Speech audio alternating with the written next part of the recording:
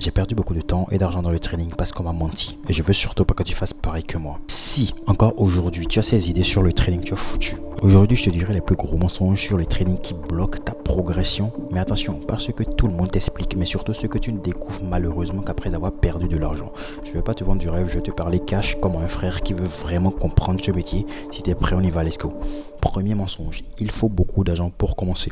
La plus grosse connerie dans le trading. Le capital n'est vraiment pas le problème, et encore moins à notre époque. Aujourd'hui, il y a tellement d'options pour lever du capital dans les profils qui est le moyen le plus populaire et bien d'autres options. J'en ferai d'ailleurs une vidéo complète sur le sujet. Mais c'est important que tu comprennes que le capital n'est vraiment pas le problème. Le problème est ton manque de compétences, et dès que tu franchis cette étape d'acquisition de la compétence, toutes les portes s'ouvrent pour toi. Le deuxième mensonge, le trading est facile, lui qui se relie parfaitement au septième mensonge assez populaire que je te donnerai, mais c'est peut-être le plus gros mensonge de tous. Le trading dans la compréhension n'est pas complexe, mais c'est pas du tout simple. C'est l'un des métiers qui te demande des aptitudes mentales hors normes, parce que tu dois rester discipliné même quand personne ne te regarde, parce que tu dois être constant dans un environnement totalement instable, etc., etc., etc. Gérer la peur, l'avidité, le FOMO et toutes ces émotions, c'est super compliqué et ça n'a rien de facile comme ce que tout le monde veut te faire croire, je te garantis. Seuls ceux qui font réellement le taf et poussent le curseur à l'extrême s'en sortent réellement. Troisième mensonge, il te faut un diplôme en finance. Alors en réalité, personne ne te demande ton diplôme quand tu cliques sur acheter ou vendre sur les marchés, et même pour ouvrir ton compte de trading chez ton broker.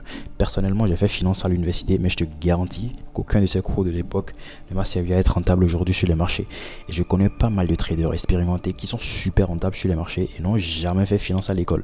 Peut-être si tu comptes aller travailler dans le monde de l'entreprise, comme les hedge funds ou les fonds d'investissement, avoir un diplôme, ça aiderait beaucoup. Mais si ce n'est pas le cas, je te garantis que ça ne servirait à rien. Le marché s'en fout complètement de tes diplômes. Il ne recommence que tes compétences et ton expérience. Le quatrième mensonge, il existe une stratégie miracle. Alors celui-là, il fait très mal. La fameuse stratégie à 90% de win rate que tout le monde te vend sur Instagram, ça n'existe juste simplement pas. C'est de la poudre aux yeux, pure religion. Mais la bonne nouvelle, c'est que tu n'as même pas besoin d'une stratégie miracle pour être rentable sur les marchés financiers. Vraiment pas. Tu as besoin juste d'une stratégie claire, bien définie et surtout ce qui est là pour faire du profit à terme.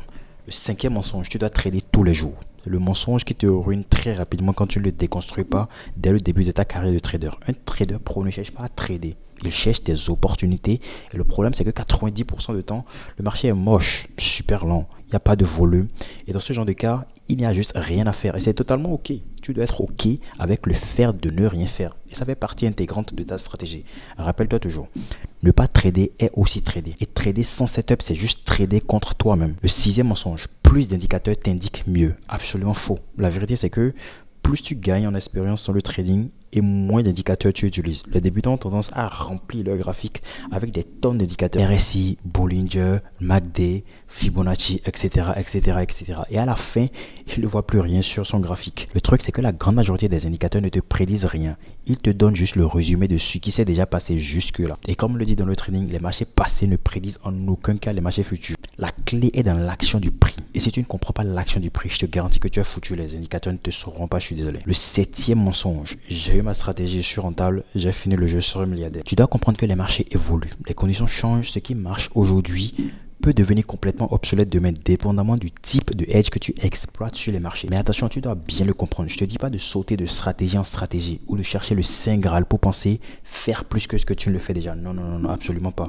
Quand tu identifies ton hedge, tu verrouilles, tu l'exécutes sans faille et tu récoltes de la donnée tout le long de ton exécution pour pouvoir juger plus tard si ton hedge n'est plus fonctionnel. Mais basé sur des faits, de la donnée récoltée et longuement analysée pour prendre la moindre nouvelle décision sur ton plan. Mais en gros, l'idée, c'est que tu dois comprendre que le jeu n'est juste jamais fini et que tu dois rester en constant apprentissage tout le long de ta carrière de trader. Si tu es débutant et que tu ne connais pas les 7 commandements du trading qui dit exactement comment gagner au jeu, alors tu commences très mal. Quelque part, toute cette vidéo, je te mettrai une vidéo où j'en parle en profondeur et qui changera complètement ta vision du trading, je te garantis.